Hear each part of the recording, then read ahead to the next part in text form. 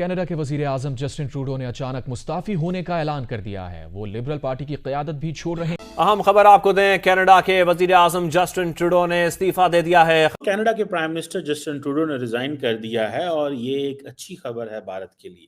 Canada के prime minister Justin Trudeau next few hours में अपना रिजाइन अनाउंस करने वाले हैं। कनाडा के प्रधानमंत्री जस्टिन ट्रूडो ने अपने पद और लिबरल पार्टी के नेता के रूप में इस्तीफा दे दिया है। उनके 9 वर्षों के कार्यकाल के दौरान भारत और कनाडा के संबंधों में कई उतार चढ़ाव आए, विशेषकर खालिस्तान समर्थक गतिविधियों के मुद्दों पर। 2023 में ट्रूडो ने भारतीय एजेंटों पर कनाडा में सिख नेता हरदीप सिंह निज्जर की हत्या का आरोप लगाया, जिसे भारत ने सिरे से खारिज कर दिया। विश्लेषकों का मानना है कि ट्रूडो के इस्तीफे के बाद भारत कनाडा संबंधों में सुधार की संभावना है।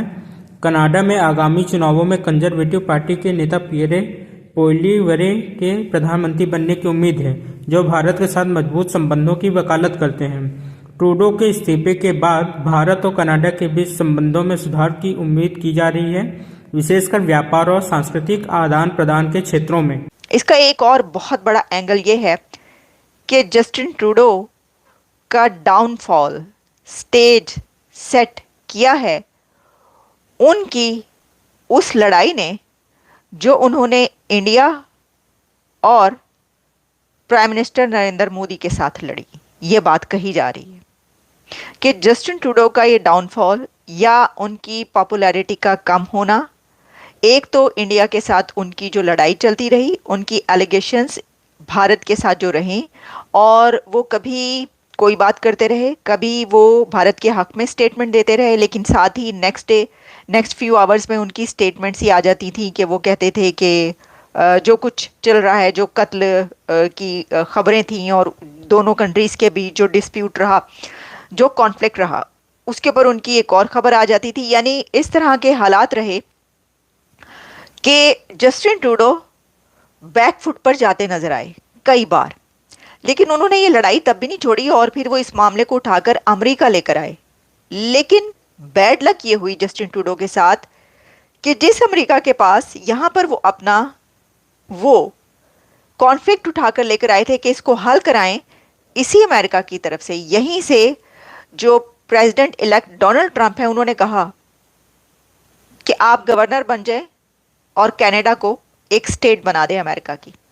तो इस वजह से उनके ऊपर डबल प्रेशर आ गया, क्योंकि जस्टिन ट्रूडो के डेप्यूटी प्राइम मिनिस्टर और उनकी पार्टी के कुछ और लीडर्स की तरफ से उनके ऊपर ये प्रेशर डाला जा रहा था कि आपने कुछ इश्यूज को सही तरीके से टैकल नहीं किया, जिसमें उनके ऊपर ये प्रेशर था कि आपने इंडिया के साथ रिलेशंस को सही नहीं रखा और इंडिया के साथ जो इशू आपने क्रिएट किया या जो इशू क्रिएट हुआ उसको आप सही तरीके से अच्छे तरह नहीं हल कर पाए, उसको आप उस कॉन्फ्लिक्ट को रिजॉल्व भी नहीं कर पाए, उसका कोई रिजल्ट भी अपने कंट्री के हक में नहीं निकाल पाए, और आपने बिला वजह की बदनामी भी मोल ली और बिला वजह के आपने एक झगड़ा भी पाल लिया इंडिया के साथ। तो क्या एक इतनी बड़ी इकोनॉमी, दुनिया की सबसे बड़ी जमहूरियत, डेमोक्रेसी और दुनिया के एक सबसे बड़े लीडर नरेंद्र मोदी के साथ ये जो उन्होंने एक झगड़ा खड़ा किया, इस वजह से उनका ये डाउनफॉल है। तो मैं समझती हूँ कि कुछ लड़ाइयाँ ऐसी होती हैं जो कि नहीं लड़नी चाहिए, या ऐसी होती हैं जिनको उस तरह नहीं लड़ना चाहिए जैसा कि आप उसके लिए वे अडॉप्ट करते हैं।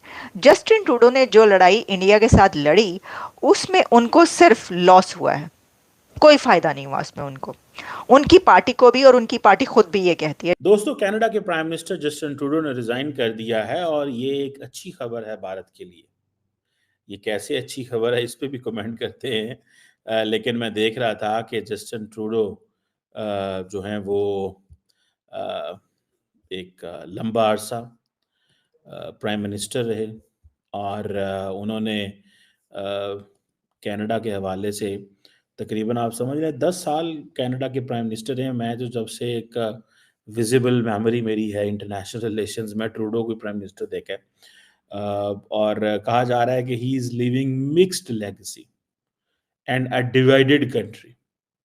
और ये समझ लें कि उन्होंने जिसे कहते हैं ना कि 2015 में विक्ट्री स्पीच दी, उस वक़्त अपनी लिबरल पार्टी जो है लिबरल्स पार्टियों का वैसे ही बुरे हालात हो रहे हैं पूरी दुनिया के अंदर। मैं आपको बात बताऊं, कंजर्वेटिव आ रहे हैं, पूरी दुनिया में कंजर्वेटिव आ रहे हैं। यूरोप में भी ऑलमोस्ट लिबरल्स जा रहे हैं।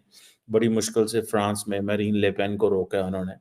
ये लिबरल्स भी जा रहे हैं। अमेरिका के अंदर भी लिबरल्स को बड़े बुरे हालात हैं, और लिबरल्स जो हैं वो कंजर्वेटिव की तरफ जा रहे हैं। अगर लिबरल्स ने अपनी स्ट्रैटेजीज ना बदली तो ये कंजर्वेटिव लीडरशिप पूरी दुनिया में आ जाएगी। बहरहाल एनी हाउ, ट्रूडो जो है उसने अपनी पार्टी से भी रिज़ाइन कर दिया, और वो कह रहा है कि मैं ज़ाहिर बात है इलेक्शन भी नहीं लड़ रहा, और अब एक नया आएगा लीडर। बड़ा एक ड्रामेटिक फॉल है।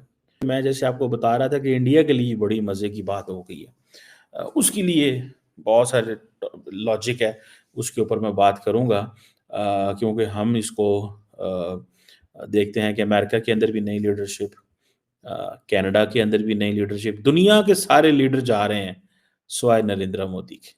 सिर्फ मोदी साहब खड़ा है अपनी जगह पे। ठीक है जी, मोदी साहब जो है वो सही टका के अपनी किस्मत जो है उसको एंजॉय कर रहा है। कोई चैलेंज नहीं है मोदी साहब के सामने। 2029 तक कमज़ोर अपोजिशन है, बहुत कुछ है। खैर एनी हाउ, जो जस्टिन ट्रूडो ने ये जो रेजिग्नेशन अनाउंस किया, तकरीबन 10 साल बाद अपनी हुकूमत छोड़ी है, इलेक्शन जीते हैं, और सबसे ज़्यादा खुशी मैं गारंटी से कह सकता हूँ इंडिया में है, और उसकी बहुत सारी वजह हैं। और हो सकता है कि एक बड़ी तादाद में इंडियंस यही कहते हों कि बस जिनने भी मोदी साहब ने पंगा लिया फारग हुआ है, जिसने भी मोदी साहब के सामने खड़ा हुआ है वो उड़ गया, ख़त्म हो गया। खैर एनी हो, ये जो ट्रूडो साहब का प्राइम मिनिस्टर बनना और सारा करना, और जो क्या नाम है उसका, ट्रूडो तो जो था ही था, लेकिन ट्रूडो से पहले जो हार्पर साहब प्राइम मिनिस्टर थे, स्टेफन हार्पर आई थिंक उनका नाम था, वो भी इंडिया से बड़े मजबूत ताल्लुकात के ख्वाहिश था। मैं पढ़ रहा था कि 2011 जो है उन्होंने ईयर ऑफ इंडिया मनाया था इन कनाडा। सो उस वक्त जारी बात है बहुत सारे इंडियंस कनाडा पहुंचे। ट्रूडो ने बड़े अच्छे ताल्लुकात ट्रूडो के दौर में भी रहे,